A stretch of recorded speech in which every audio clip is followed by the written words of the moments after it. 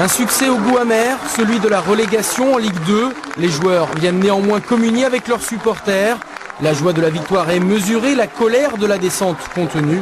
Pas de débordement, pas d'effusion, juste les trémolos dans la voix.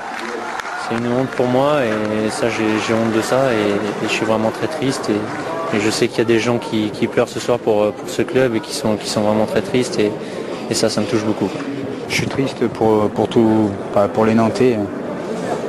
Pour les Nantais et pour tous les gens qui bossent au club, qui ont tout fait pour essayer de nous encourager jusqu'au bout et ça me fait beaucoup de peine pour eux. Paradoxe de la soirée, Nantes est officiellement relégué en Ligue 2 après avoir battu Bordeaux sur ce but du revenant Denis Olièche.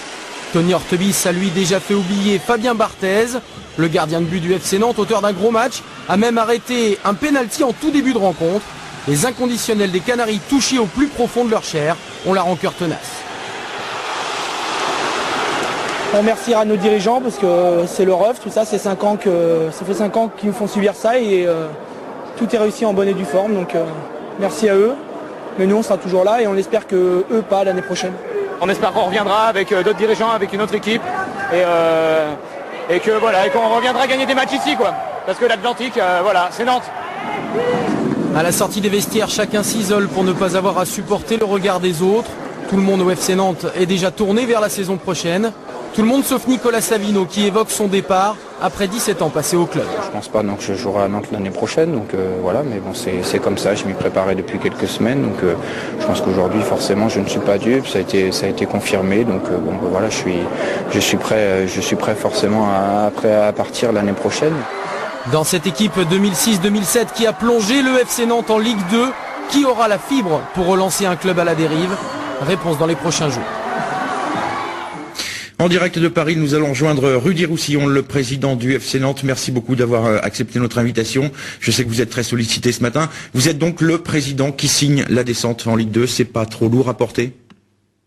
Si, énormément. C'est beaucoup de déception, beaucoup de tristesse. Moi aussi, j'ai beaucoup de colère. Voilà. Et c'est une période très difficile de la vie du club, de la vie de tous les joueurs également, de tous les salariés et également de nos supporters. Sur le plan humain, vous souffrez aujourd'hui?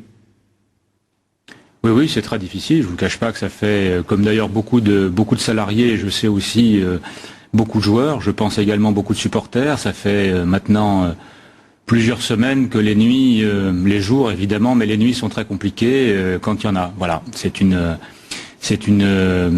très très grosse désillusion pour tout le monde et puisque vous me posez la question pour moi aussi.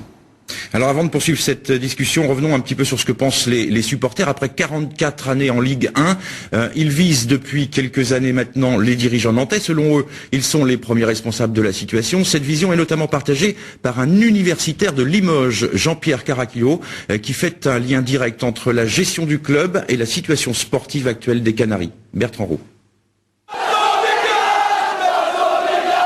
La colère des supporters nantais à la veille du derby face au Mans, l'image symbole d'une crise ouverte au sein du club. Dans la ligne de mire, la direction du FC Nantes, le message est clair, dirigeants dehors.